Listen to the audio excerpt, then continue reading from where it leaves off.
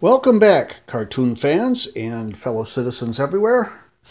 We are just about finished with our creation of this drawing, The Mighty Energy Girl versus the Veni Vidi Da Vinci Gang for the very last time. This is a commission, as has been said in the earlier segments, for a longtime Energy Girl fan we'll call Cape Cod Dave. It was done at his request. In fact, true confessions to be made here, Cape Cod Dave was the one who coined the phrase Veni Vidi Da Vinci Gang when I was looking for some early villains. So it's just fitting that the final drawing, all these years later, of the last two members of the gang did not have been put away by Energy Girl. Again, that's, I believe that's Nutso on the left and Fingers on the right, if I remember correctly. And of course, here's our friend Energy Girl. Should go to Cape Cod Dave, and so that is the plan. But I've very much enjoyed sharing with all of you the creation from blank page to this finished drawing, or should I say almost finished drawing. I'd like to point out some things since we added the color. Number one, notice the balance of light and dark colors and of complementary colors, the yellow and the red, which are part of the same color family, just light and dark. The complementary to red, the bright orange for the machine gun sound on the left. Notice the car. It is two shades of blue. We did the light blue first and then did the dark blue over it to create a sense of both depth and of shine on the side of the car. It's meant to be a dark navy gangster sedan, but these gangsters don't do too well. They could not afford to go to Chicago to Big Ed's Big and Tall Gangster Sedan shop.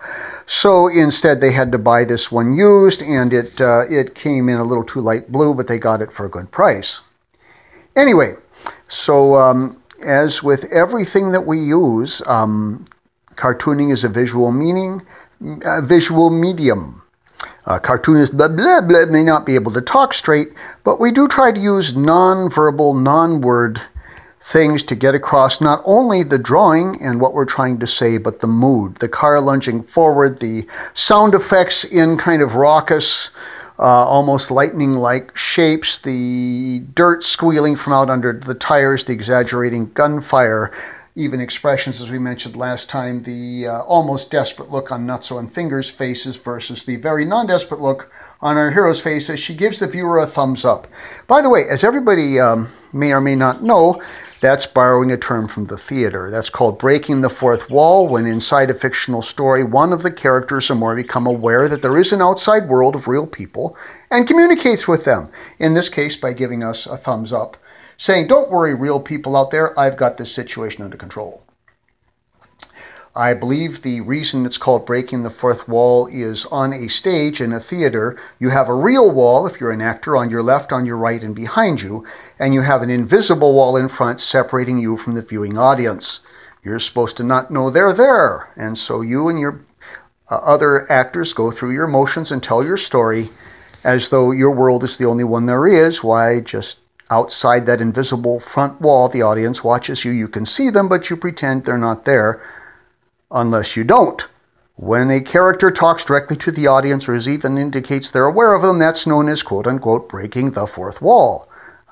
Anyway, one last thing to do. This drawing is almost finished, but as I mentioned, we're stuck with the primary colors because of my color blindness, but that's the beauty of cartooning. It gives this one kind of an almost classic, a golden age or silver age look. 6 colors in the Sunday newspaper, you know. But we mentioned that orange is a complementary color to yellow. It's about halfway in the color spectrum between the yellow and the red, which are part of the same color family. Very warm colors. They draw attention to themselves. They make the whole drawing brighter.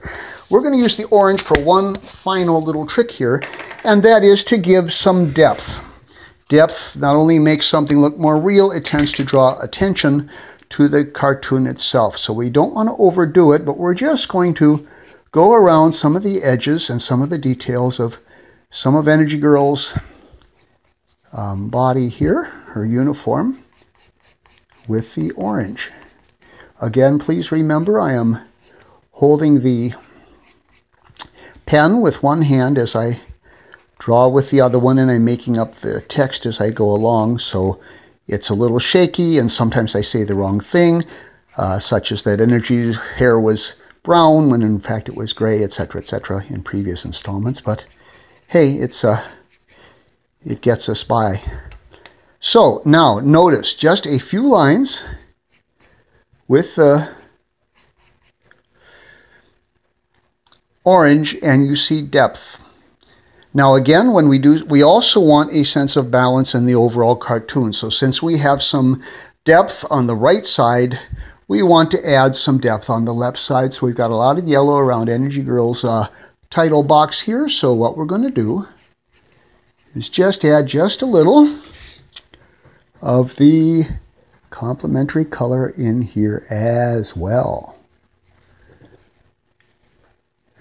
What we're going to do, since we would like to draw attention to the Energy Girl name, is we're going to write in orange right over the top of the black letters.